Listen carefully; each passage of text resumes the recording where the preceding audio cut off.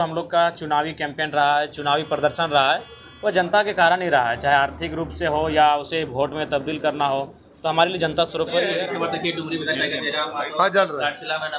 आगे मत जाओ गुरु, पीछे नहीं, आगे मत जाइए ना, पीछे वाला फिर चलेगा। आप पहुंच चुके हैं। जयराम जी को हम रोक रहे हैं, सवाल करेंगे। जयराम जी आप इधर आइए प्लीज, आपको दिखा रहे हैं। आइए घाटशिला का धरती पर आप खाली, अरे बस रुको, आराम से रामचली मंदिर में आपको कमेटी में आपको स्वागत है। जयराम जी, चुनाव को आप किस दृष्टिकोण से ले रहे हैं लड़ने के लिए? आपको देखिए, चुनाव को हम लोग रणनीति क्या है?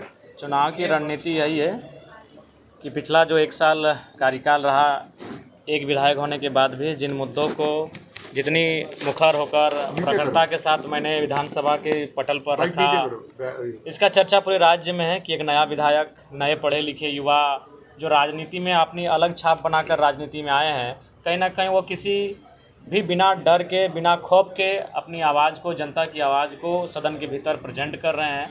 इससे कहीं ना कहीं झारखंड की राजनीति में एक इम्पैक्ट पड़ा है। तो हमें लगता है कि उसके आधार पर हम लोग घाटशिला के चुनाव में भी लड़ेंगे कि अब आवश्यकता है कि ऐसे युवाओं के हाथों में बागडोर सौंपी जाए जो सक्षम हो जनता की लड़ाई को लड़ने के लिए। एक बात है, एक सवाल है, आप सारथी कौन बन रहे हैं इनके चुनाव में? रामदास मुर्मू जी के।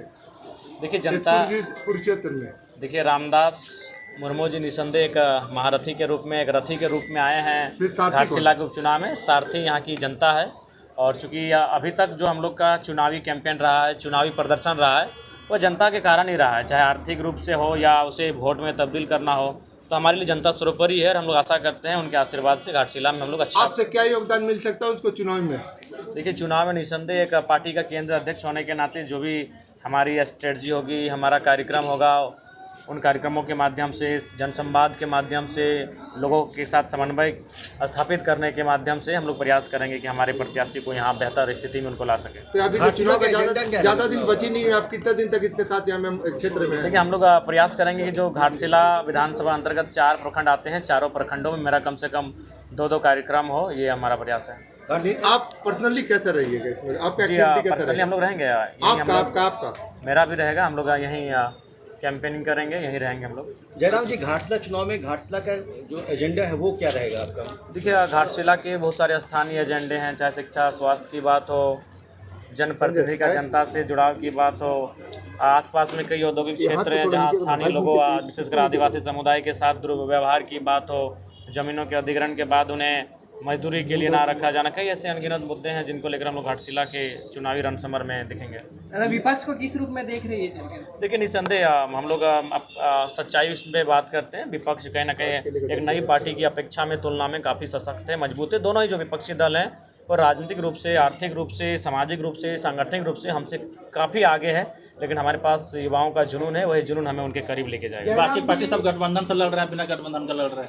आप कैसा लड़ना चाहिए? जी, हम लोग पूरी ऊर्जा और ताकत के साथ लड़ेंगे। अकेले ही। जयराम जी, 2 टाइगर का यहाँ पे घाटशिला में आगमन हो गया, शिकार कौन हो?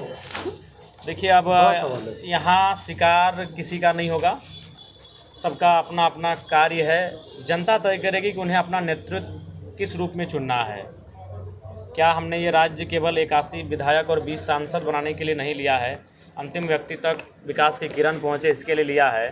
तो आज अगर आप परिवार से बाहर अगर कोई पार्टी प्रत्याशी नहीं चुन पा रही है, टिकट नहीं दे पा रही है, तो राज्य की जनता को अपने वोट पर विचार करने की आवश्यकता है कि 2 राजपुत्र बेहतर होंगे या फिर एक पढ़ा लिखा युवा जो बच्चों को ट्यूशन पढ़ाता है, जो बच्चों को क्लास देता है, वो रामदास मुर्मू उनके सामने बेहतर होगा। ये जनता को चयन करने की आवश्यकता है। आप क्या सोचते हैं बाहर से जो इस प्रखंड का नहीं है या तो इस विधानसभा के रहने नहीं, दोनों प्रत्याशी चंपई चचा तो खुद सरायकेला के हैं और पूर्व मंत्री जो हमारे बीच नहीं रहे, वो भी जुगसलाई विधानसभा के अंतर्गत आते हैं। तो घाटशिला का अगर मूल घाटी है तो हमारे रामदास दा है, लेकिन उसके बावजूद भी उनको पड़ोसी हैं, उसके लिए हम वो नहीं कहेंगे कि वो अन्य जगहों से आए हैं, लेकिन उसके बाद भी हम यही कहेंगे कि वो कहीं ना कहीं राजनीतिक विरासत के रूप में आए हैं।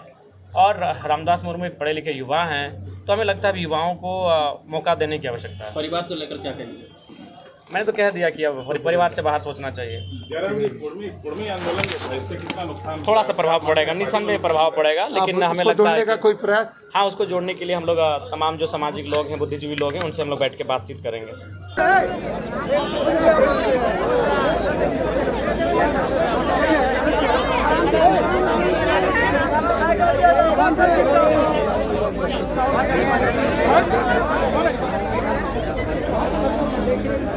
जितनी मुखर होकर प्रखरता के साथ मैंने विधानसभा के पटल पर भाई नीचे रखा, करो। इसका चर्चा पूरे राज्य में है कि एक नया विधायक, नए पढ़े लिखे युवा जो राजनीति में अपनी अलग छाप बनाकर राजनीति में आए हैं, कहीं ना कहीं वो किसी भी बिना डर के, बिना खौफ के अपनी आवाज़ को, जनता की आवाज़ को सदन के भीतर प्रेजेंट कर रहे हैं।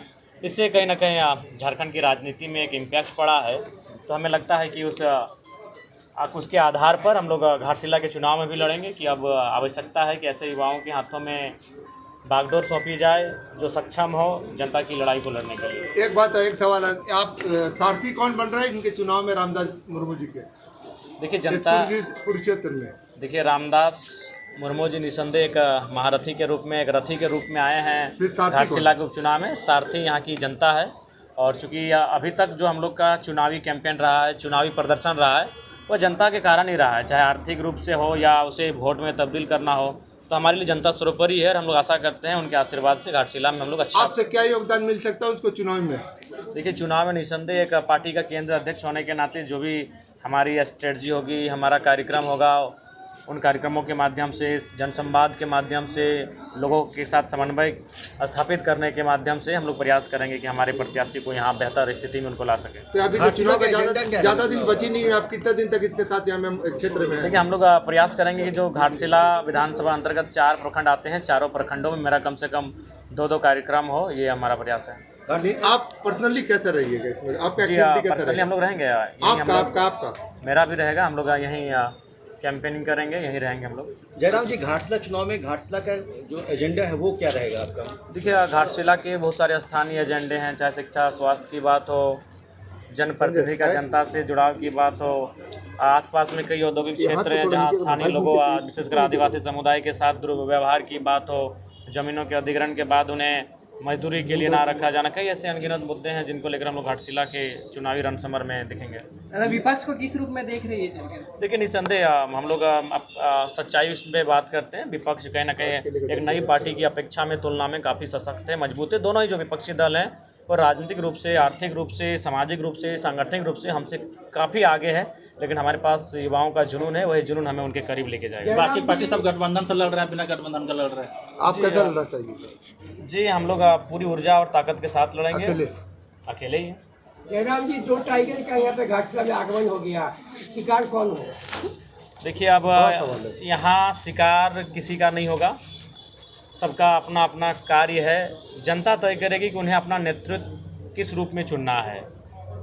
क्या हमने ये राज्य केवल 81 विधायक और 20 सांसद बनाने के लिए नहीं लिया है, अंतिम व्यक्ति तक विकास की किरण पहुँचे इसके लिए लिया है। तो आज अगर आप परिवार से बाहर अगर कोई पार्टी प्रत्याशी नहीं चुन पा रही है, टिकट